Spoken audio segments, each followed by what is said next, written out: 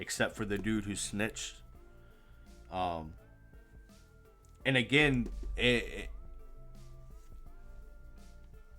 goes to question if he actually ever really signed a death warrant anyway. Hacker was hung at Tyburn Gallows on October 19, 1660.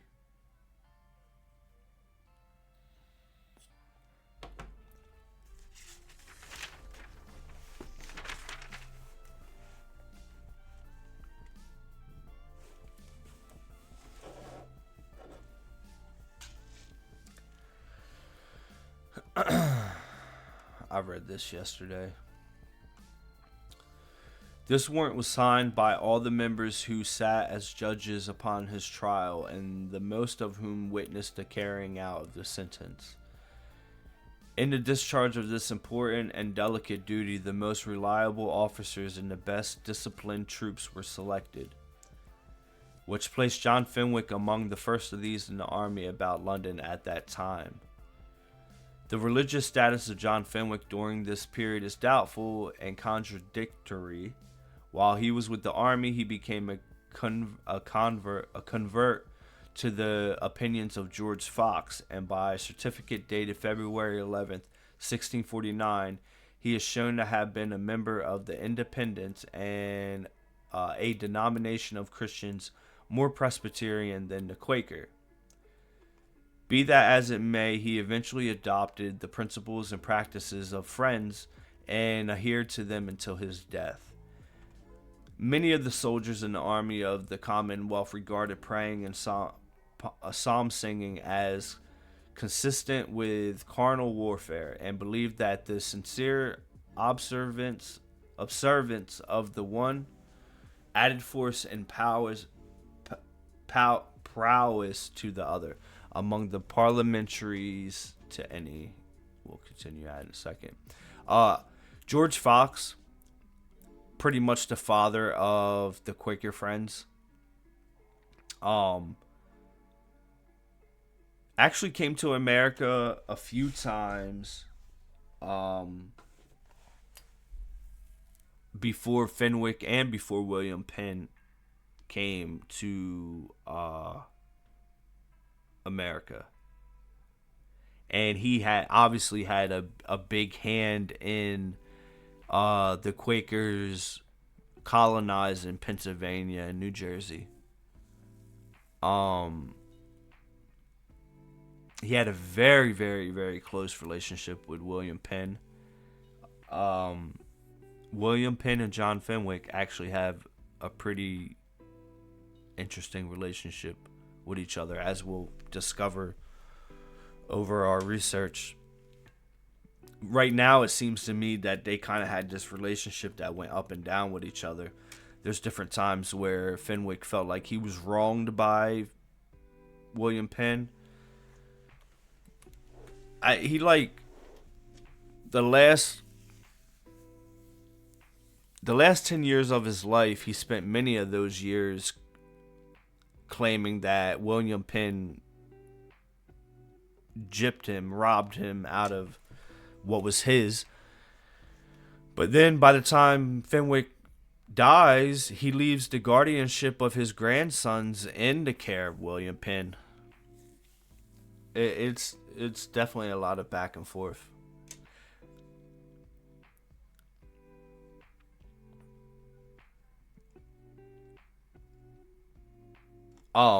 George Fox had a lot of had a few meetings with Oliver Cromwell and was putting him on to like some of his beliefs and stuff. And that's probably where, see, in this book, I'm pretty sure he's trying to insinuate that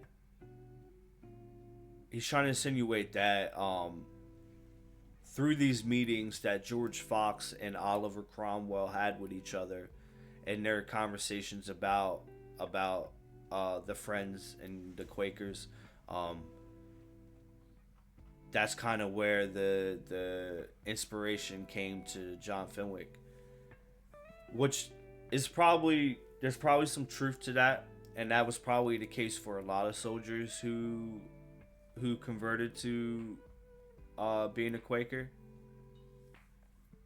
But I discovered that one of the properties, or there was an estate that was in the possession of Major John Fenwick. Maybe it was on behalf of someone. I can't remember the details right now, but it was a young girl. And that young girl ended up being William Penn's wife later in life. I think John Fenwick was like 30 years older than William Penn. So if you exclude the George Fox having these meetings with the New Model Army and Oliver Cromwell and all of that, John Fenwick still would have had a connection to William Penn and a relationship with him. And I believe that this estate that I'm talking about with the future wife of William Penn, I think this was through a connection with his second marriage, which we will get into in a little bit anyway. I think this next page is pretty boring, if I remember it correctly.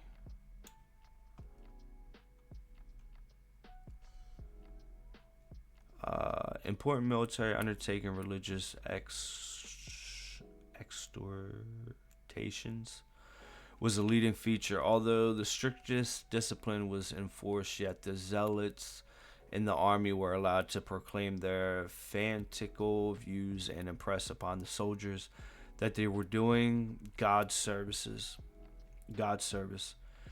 Subordination was complete. No duty was too erroneous, and no service too dangerous. Whether Major Fenwick was a participant in these military devotions does not appear, but it is patent that he ranked among the best and enjoyed the confidence of those around him.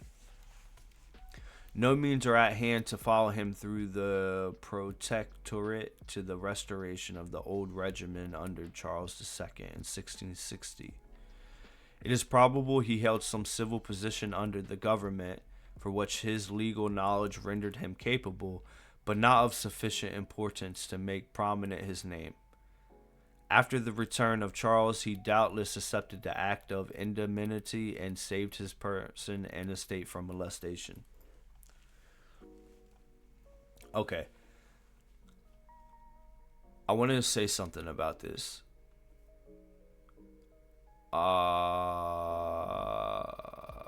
This is basically saying, okay, right here. It says, but it is patent that he ranked among the best and enjoyed the confidence of those around him. Take note of that. And here it's saying how, like, he was solid through the Commonwealth era. And then he was still solid when King Charles II restored the crown under the Immunity Act. And then take note of right here when it says, it is probable he held some civil position under the government for which his legal knowledge rendered him capable, but not of sufficient importance to make prominent his name. What I discovered last night was that his father was in that parliament that was all had a hand in negotiating and restoring the crown. So that I really feel like worked in his favor. But if you take these two notes and this information here, this is what I make of it. It's kind of like if you take it to street culture, it's like sometimes you have that person who's like just like a cool person and pretty chill and like follows the rules and is a stand-up character. But they're not like actually a gang member of any particular gang. They're not like a valid gang member. but they're cool with all the gang members, you know? So like they're like an associate. Like they're cool with everyone, so they're stamped, they're solid. But they're not actually like part of any solid thing. So like their name isn't like they're good, but it's not legit. Like they're not legitimately this thing. And I think that's what the case was for like Major John Fenwick. He knew the right people, he had family in the right places. He was, a confident guy. He knew, he had a degree in law. He was part of a cavalry regiment in the army. He was part of all these big things that were happening politically around him. So he was cool enough and smart enough and socially accepted enough at a certain level to have some respect and social status, but not enough to really like be a big name in history. A much bigger, like the rest of these characters that we're talking about.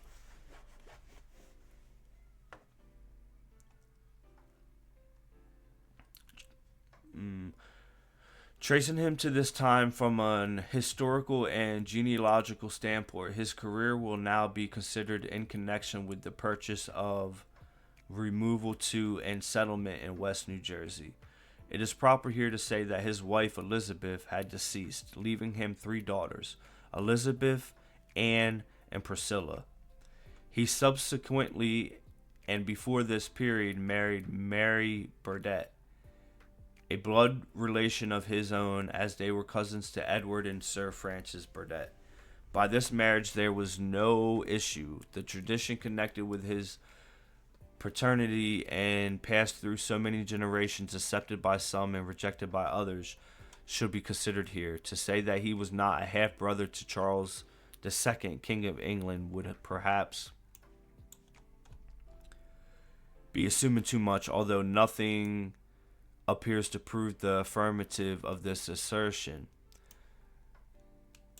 This part here is bullshit. He wasn't he wasn't a half brother to Charles II. Excuse me. And this is another example of what this author was talking about in the beginning of the book, where like things get stretched, untrue things just dilute the true story. And it's all in hopes of like adding more significance or more excitement to the story. I'm sure it was probably rumors at some point in some places for one reason or another, but it's not true, and there's nothing there. There's nothing there. Being married to his second wife, being married to his second wife, being related to his second wife as a distant cousin, not a big deal, not uncommon.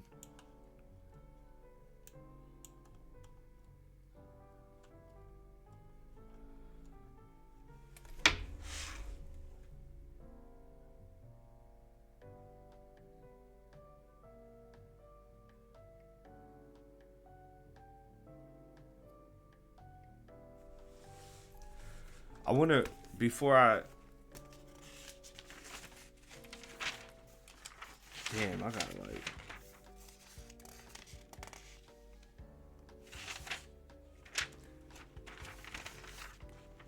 I wrote a whole page of notes. That ended up just being wrong. Because that whole... Where I just was on page 12... This whole cousin thing and trying to link all the family members to... It was such a mess. And I had it... I spent like a whole hour on it, and by the end of it, I had everything wrong, and I just fucking gave up on it. And I'll just redo it again one day. But back on page 11 real quick, I want to just read my notes that I have for that.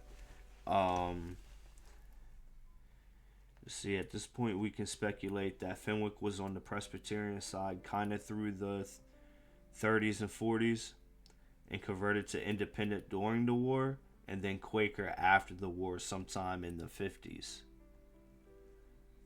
The religious status of Fenwick during the period is doubtful and contradictory. He became a convert. Okay, that's all notes from the page. A certificate dated February 11th, 1649, after the king is killed, showing him being a member of the Independents. More Presbyterian than Quaker. Independents wanted state politics and authority to stay out of the church and have the right to worship freely. Supported the Civil War heavy. After the restoration of the crown, former royalists and parliament made it so non-conformants could no longer hold political or military office and prevented them from receiving degrees at Cambridge and Oxford. A lot of these folks were the folks that came to North America.